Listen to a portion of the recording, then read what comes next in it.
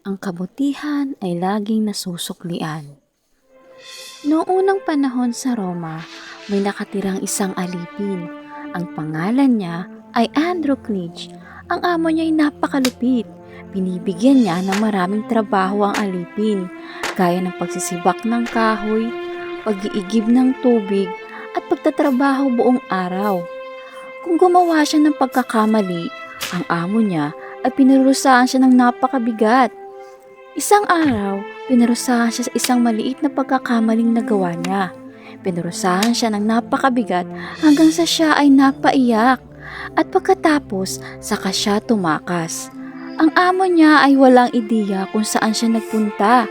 Hindi nagtagal, nakarating siya ng gubat at tumira sa kuweba ng mga ilang araw. Sa araw, lumalabas siya para kumain ng prutas at uminom ng tubig mula sa ilog. Ito ang kanyang bagong buhay.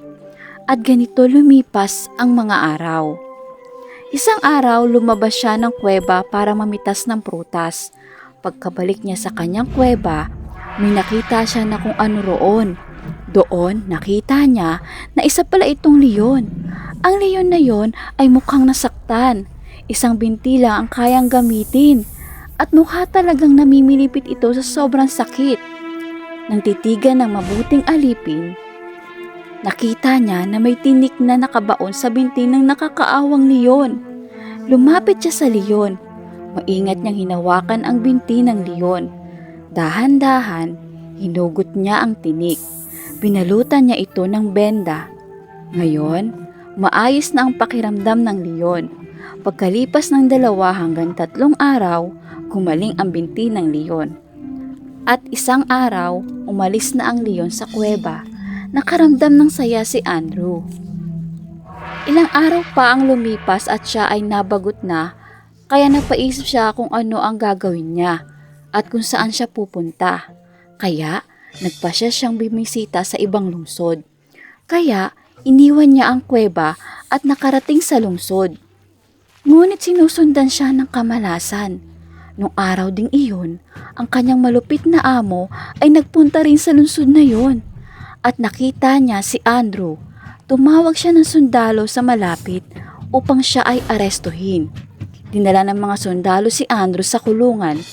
Nung panahon na yon sa Roma, mayroong batas na ang mahuling kriminal ay dapat ipakain sa leon. Kinulong siya ng mga ilang araw at hindi nagtagal, pinatapon siya sa harap ng leon. Maraming tao ang nakasaksi, kasama na ang hari ng Roma.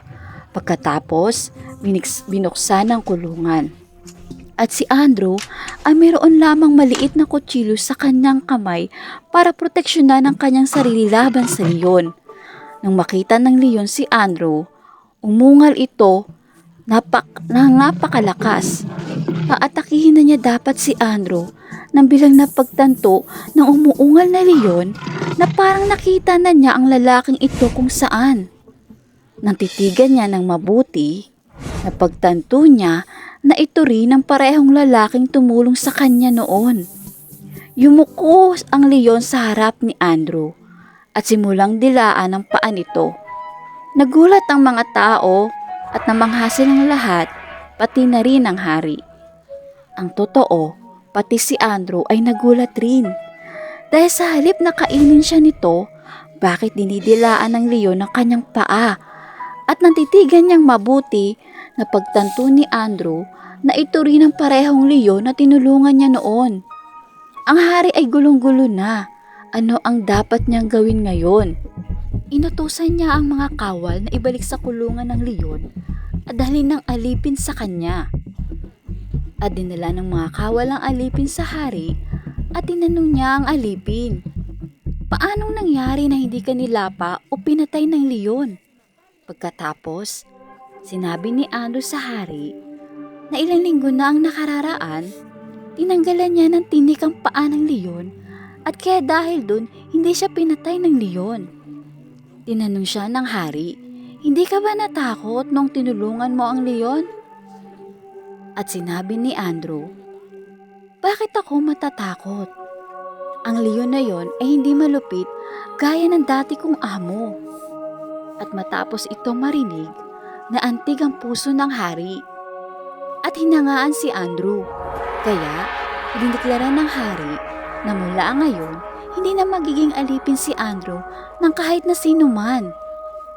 Si Andrew ay nakatanggap ng malaking pabuya. Samantalang ang kanyang malupit na amo ay naaresto at nasistensya ng 2 taon sa bilangguan. Kaya, mga kaibigan ko, ang aral sa kwento ay tratuhin mo ang iba gaya ng gusto mong pagtrato ng iba sa iyo ng may kabaitan at pagkamatulungin.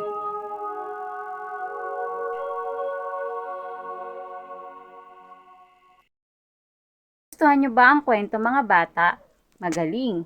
Ngayon, meron akong ilang mga katanungan mula sa kwento. Handa na ba ang lahat mga bata? Nagaling! Halina't sagutan. Sino ang kawawang alipin sa kwento?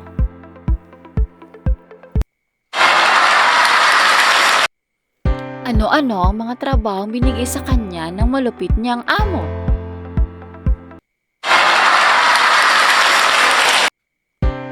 Ano ang nakita ni Andrew sa loob ng kuweba? Saan nanirahan si Andrew nang siya'y tumakas sa kanyang malupit na amo? Ano ang nasa paan ng leon na makita ni Andrew sa loob ng kuweba?